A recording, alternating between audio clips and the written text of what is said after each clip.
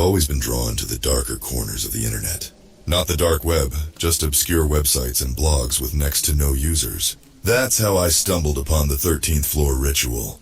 It was just a post on an obscure forum, but it promised an experience beyond anything imaginable. A glimpse into a world that defied explanation, with the promise of good fortune for those who followed the ritual's steps correctly. I've archived the post, and while I won't link it here at this time, it reads as follows. Greetings. Below you will find instructions on how to pre-form the 13th floor ritual. They say if you perform the ritual correctly, you'll have good fortune, but at a cost.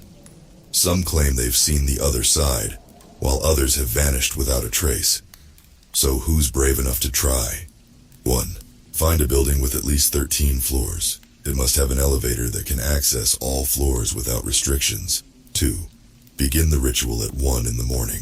This is 1 hour past midnight, also known as the true 13th hour. 3. Enter the elevator alone. If anyone else gets on, you must wait and start over. 4.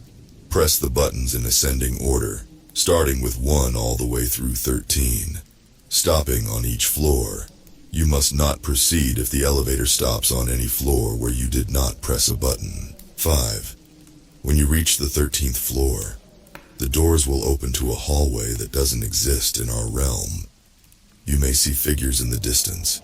Do not for any reason interact with them or show fear. 6. Leave an object of personal significance in the hallway. The greater the significance, the greater the fortune. This is your offering. 7. Return to the elevator and do not for any reason turn around. Press the button for the first floor. If the elevator begins ascending instead, immediately press any other floor's button to disrupt the ascent. 8. Exit the building immediately after reaching the first floor. Do not look back. Do not go back.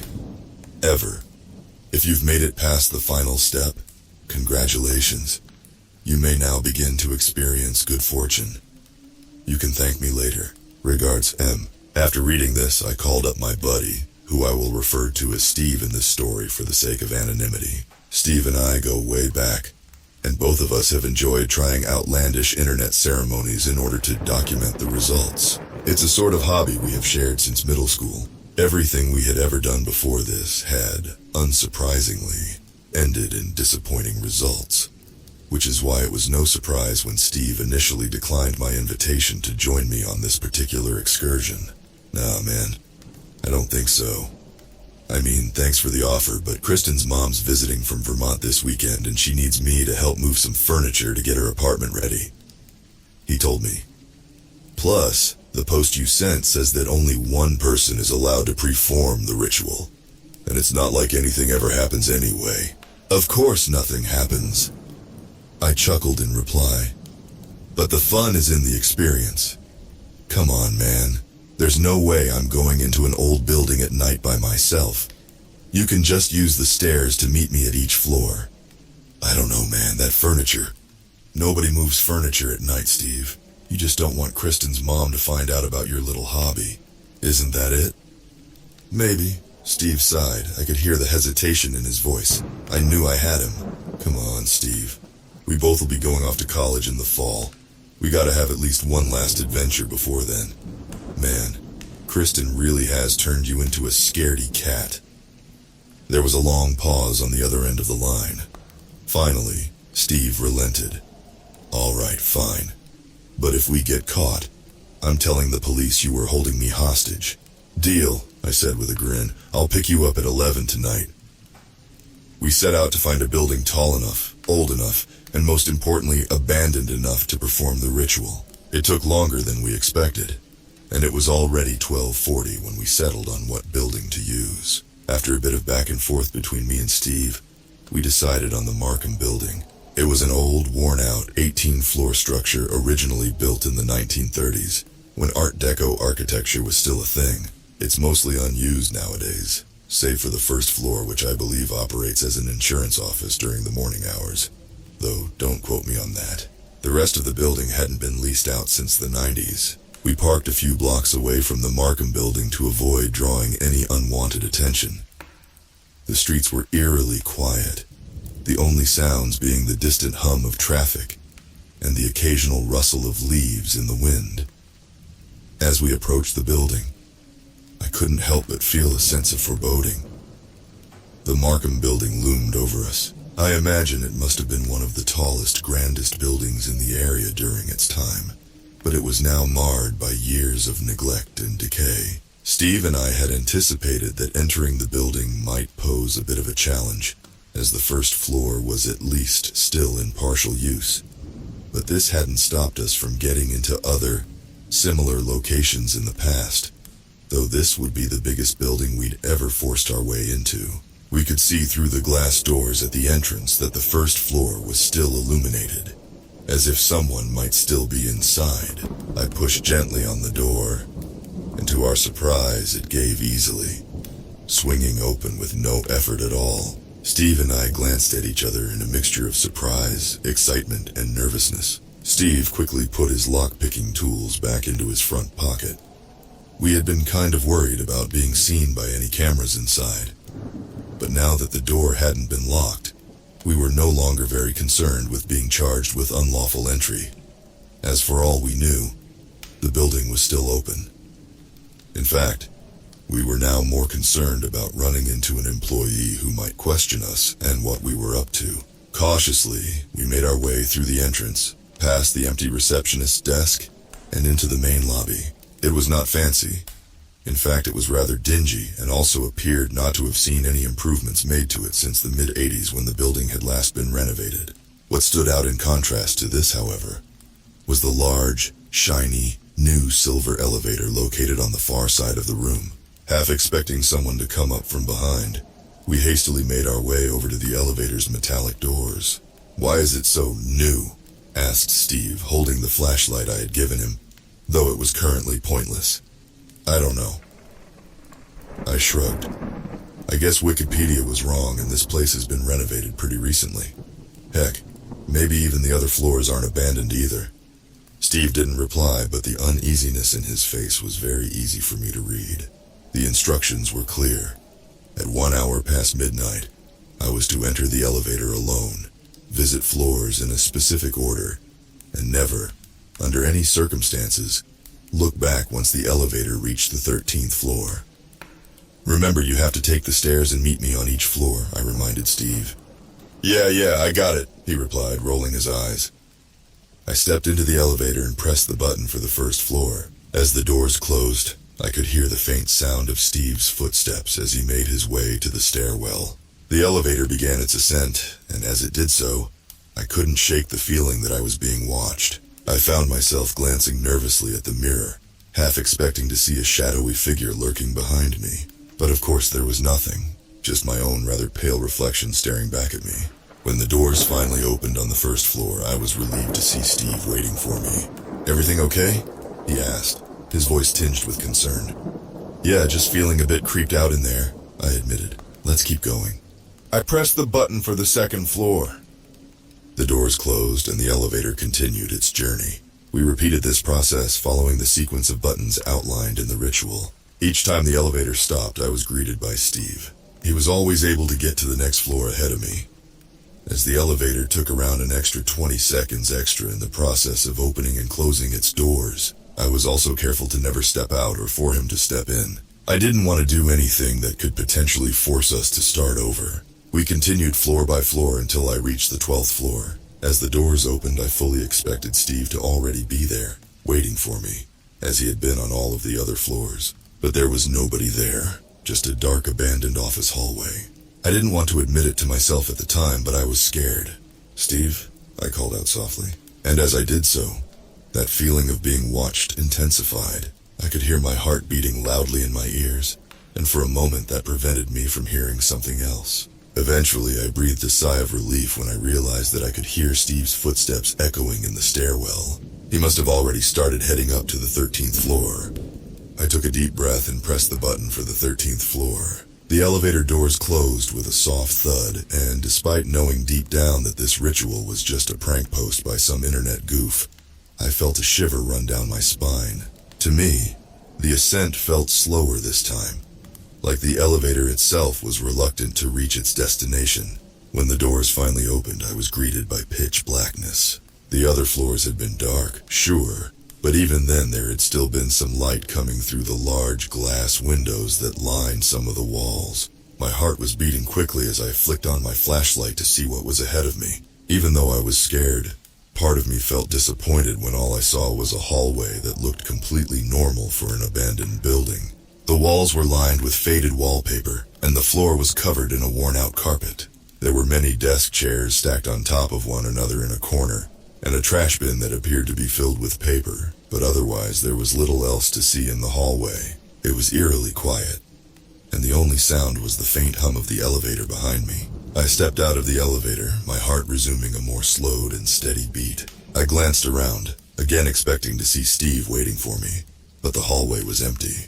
I took a few cautious steps forward, my eyes scanning the area for any sign of movement. The air felt heavy, and there was still that lingering, unshakable feeling that something was there, watching me. I reached into my pocket and pulled out my grandfather's old watch. It had been given to me as a birthday gift from him 3 days before he was killed in a car accident. I had brought it with me as my offering, hoping that its significance to me would be enough to satisfy whatever forces were behind the granting of good luck that the forum poster had alluded to. I placed the watch on the floor, beside the trash bin. I'd come back to get it next weekend, I told myself. As I turned to head back to the elevator, I froze dead in my tracks. It was gone. The elevator was gone. I know this sounds insane, and believe me, that's exactly how I felt in that moment. But the elevator was gone. In its place was a blank wall, as if the elevator had never existed. Panic surged through me, and I spun around, searching for any sign of an exit. The hallway stretched out before me, seemingly endless and devoid of any exits or windows. "Steve?" I called out, my voice echoing down the empty hallway. There was no response. I felt a cold sweat break out on my forehead. "Steve!" I shouted, louder this time. Still no response. I hesitated, trying to process what was happening. This couldn't be real. I took a deep breath, trying to calm my racing heart. I needed to think logically to come up with a plan. If the elevator was gone, then my only option was to find another way out, and that meant exploring the rest of the 13th floor. I hated the idea of that, but what else could I do? I continued down the hallway. My flashlight was quite literally the only source of light. The air grew colder with each step, and the silence was, for lack of a better word, oppressive, as if it were trying to smother me.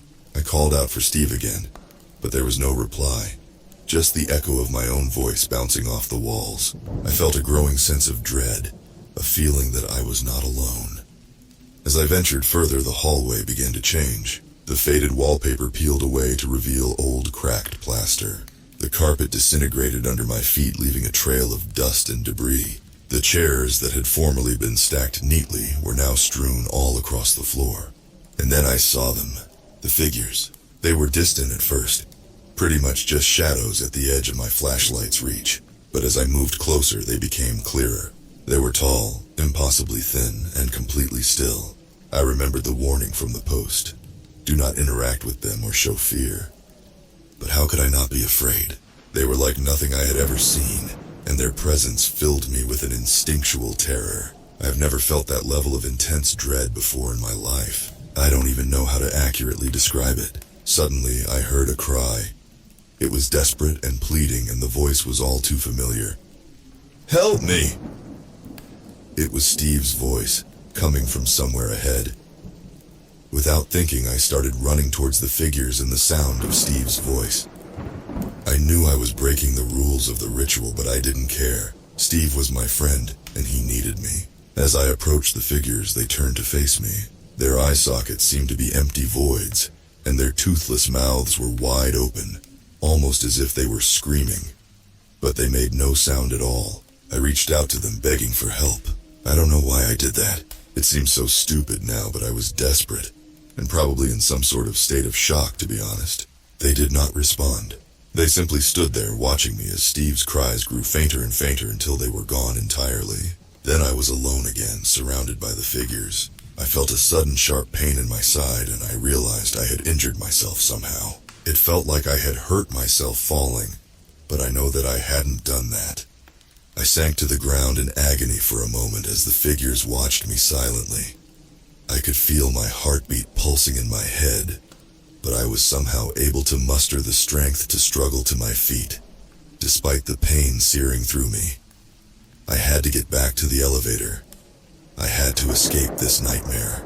I stumbled back the way I had come. The figures did not interfere with me. In fact, they seemingly parted to let me pass. When I reached the spot where the elevator should have been, to my amazement, it was there, as if it had never left. I didn't hesitate. I pressed the button for the first floor and collapsed inside as the doors closed. Slumping against the wall, my energy spent. That's when I felt the elevator begin to ascend. Panic gripped me once again. This wasn't right. The building only had 18 floors, yet it was already past floor 30 and was still climbing and accelerating. I struggled to sit up and reached for the keypad. My vision blurred, my fingers fumbled, but I managed to press another button. I think it was floor 1, but I could barely see, so I'm not even sure. The lift jolted, then began its descent. When the elevator finally stopped, I braced myself for what I might find. But when the doors opened, I saw that I was on the first floor, with everything as it had been before, except now, the lights were off. Gasping for air, I crawled out of the elevator, my body screaming in protest. I had to get outside to find help, but I was so weak and tired that I didn't think I could make it. I couldn't push open the glass door to escape. And then, by some miracle, a car drove by and saw me. A stranger rushed to my side, their voice echoing distantly as they called for help. I awoke the next morning in the hospital. The sunlight beaming into the sterile white room was a welcome sight after the darkness of the Markham building. I sat up, feeling a sharp pain in my side. I glanced around the room, wondered what had happened. The events of last night felt so distant that I began to believe they must have all been a feverish dream. Perhaps I had gotten into a car accident. Just as I had started to convince myself of this narrative, I noticed it. My grandfather's watch, sitting on the table beside my bed. Its hands frozen at 1, the true 13th hour. I felt the pit of my stomach drop. Was it really all real? How did the watch get there? What had happened to Steve? I had to find out. Desperate for answers, I returned to the forum where I had found the ritual. I posted about my experiences, hoping someone could help me. The responses, what few there were a mix of skepticism and concern. But one message stood out. It was from a user named M, the same person who had posted the ritual. "Congratulations," the message read. "You've seen the other side. But remember, good fortune comes at a cost. The figures you saw are now aware of you, and they will not rest until they have what they want. Be careful, and whatever you do, do not perform the ritual again." I realized then, with a sinking feeling, that Steve must have been the object of importance that I left on the 13th floor. I had meant to leave my grandfather's watch, but somehow I had accidentally left Steve instead. So that's where I'm at right now. I don't expect any of you to believe me, obviously. Heck, I don't even know if I completely believe it myself. I've tried calling Steve hundreds of times now to no avail. Kristen, Steve's girlfriend, keeps texting me, asking where he is. I don't know how to break the story to her. I do know, though, that I have to go back to that building. I have to perform the ritual again. I can't leave Steve there. I got him into this mess, and I have to be the one to get him out. The doctors say that I have to stay here overnight at the very least, but I can't wait that long. I'm just waiting for 11 tonight when I can sneak out of here with just enough time to get back to the Markham building by 1 mo. I know this is just a forum to post stories that are preventing you from getting any sleep. But if any of you have any genuine advice on what to do or how to get help, please let me know as soon as you can. I only have 13 hours left before I have to go. Well, folks, that was one heck of a mind-bending and chilling story. A huge thanks to the original author, Forsaken Library 149, for this chilling tale, and be sure to check out their other chilling works, link in the description. Now that you've heard this chilling tale of the 13th floor ritual, I want to hear from you. What do you think happened to Steve? And what would you do if you were in the narrator's shoes? Share your theories and thoughts in the comments below. If this story kept you up at night, hit that like button and subscribe for more terrifying tales. Don't forget to ring that notification bell so you never miss an upload. Have you ever experienced anything unexplainable in an old building? Let me know in the comments. And if you have any creepy stories of your own, I'd love to hear them. They might even inspire a future video. And remember, sometimes the scariest stories are the ones that blur the line between fiction and reality. As always, thank you so much for listening. I'll see you soon. Until then, stay safe out there. You never know